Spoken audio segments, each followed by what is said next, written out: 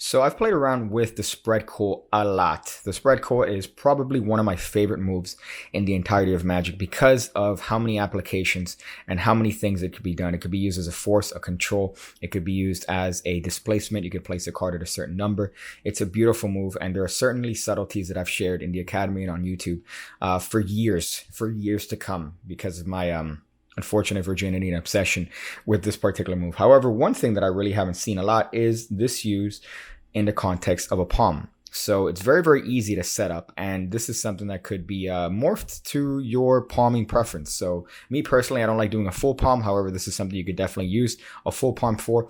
I like cups better than anything. So this is something that could be very easily adaptable to a cup. So it's a very simple iteration of the move, and all you're doing is just varying the placement of the cold card. So all you're doing here essentially is just modifying the placement of the cold card, which allows it to be copped in one smooth and effortless action. So in this case, let's say we're calling the nine of clubs here. That card would be placed in the back of the Cull just by simply dropping that card lower than the rest of the cards. You can hand this card off and easily cop this card to the side and make sure that this card could go in your pocket or in a wallet or south or whatever it is that you want to do with that card. So let's go over the actual explanation now of this idea. Very simple. All we're going to do, let's say whatever card we're going to call, I'm going to leave the actual lessons to the spread Cull in the description below, but we're going to call a nine of diamonds in this case, and we're going to have that card underneath the spread. So in this case, that card is going over here. Now, for the sake of explanation, I'm going to turn that card to a face-up position. So all we're going to do here, we're going to place this card, we're going to call it, and now we're going to spread it through to the bottom of the deck. Now, all we're going to do is we're going to bring this card and put it a little bit lower than the actual rest of the spread. So in down jogging this card just a little bit, your pinky is going to come up here just to ensure that the card doesn't stick out too much from the bottom, but you're going to stick it a little bit lower than the rest of the cards. What's going to happen is that when you square the deck up, you're going to notice that this card is going to be significantly more in-jogged than the rest of the deck, especially when you square up the cards. Look at how far lower that card is than the rest of the cards. That's in a perfect position for you to turn your hand over and cop that card as you hand the card out for shuffling or whatever it is that you want to hand them the deck for. So it's a very beautiful thing, and all you're doing is just modifying the position of that cold card slightly. I'm going to expose it here, but all we're doing is just dropping that card a little bit lower than the rest of the deck so that we're putting it directly into that cop position. So when we square up the cards, we're not squaring up all the cards. Clearly, we're squaring up all the cards above the cop and placing that card directly into that cop position. So one more time, we're calling. We're going to spread through until the bottom. This card is going to go a little bit lower than the rest of the cards. That card is going to get down jogged and automatically placed in a copping position. So all we have to do at this point is square up the deck. This card is in a cop. So the cop, just for the sake of explanation here, has many different types of positions. Some people have a high cop, which is pretty much just higher up here. Some people tend to have a lower cup, which is just the card being held in a lower position. But with this idea, you could technically place it anywhere. So let's show you how this looks like with just a couple cards here. So I'm calling this card. In this case, it's the Jack of Clubs. I'm going to lower it slightly so that when I square up the deck, all I have to do is square up the cards directly above it, and this card is already in a position to be copped. So I could just take the deck, lift up all the cards above that copped card, turn my hand. So I'm going to turn my hand, and then that's when I'm going to hand the deck to the spectator. Now you could do a subtlety where you just place your finger, thus implying that that hand happens to be empty, or it's just a little bit of a natural position. This would be done obviously in this way. You wouldn't do it like this. That's kind of weird. So on just the bottom of the table, your hands are just resting, and of course that's hiding the cop card. Or if you're standing up, you would just drop that to your side.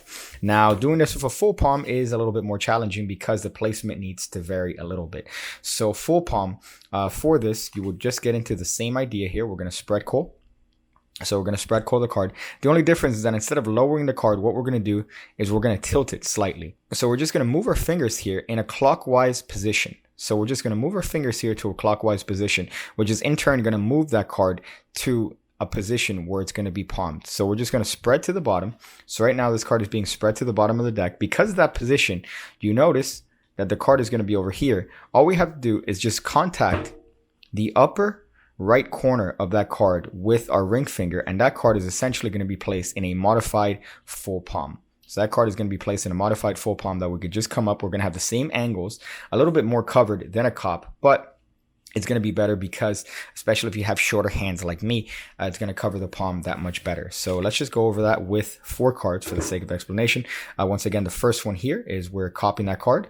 We're just lowering it slightly so that when we square up the cards, what's going to happen is that that card is going to be placed directly into a cop position.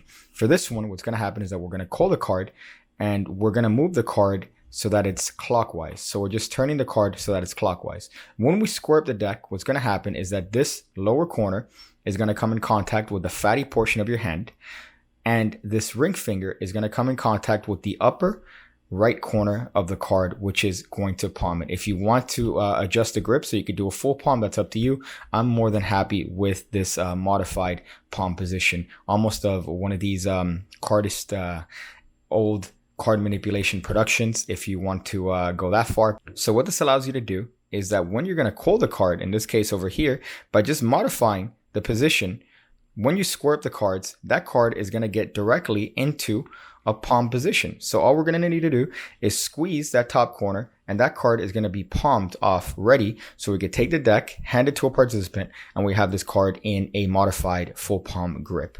So it's pretty much self-working once you squeeze that top corner. So once you get that card and you tilt it and you squeeze this top corner, it's pretty much just going to fold into your palm just like that and allow the card to be placed in that bottom palm position. Again, it's just a slight modification if you want to get into full palm.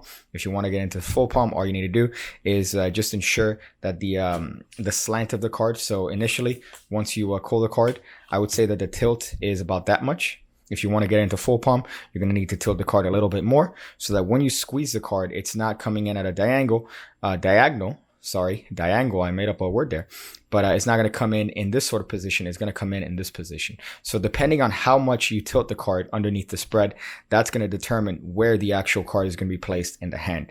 What I like about the first method is that the card is staying like this the entire time and it's just being copped. This one, you're just varying the rotation of the card so that it could go into the palm however it is that you want. So the more you tilt the card, the more full the palm is going to be. So that's just up to you and your own style of performance. But here all we're doing is we're calling a card, we're tilting it, we're going to square up the cards, we're going to make sure that our ring finger comes in contact with that upper right corner, and that's what's going to allow us to have the card into a palm.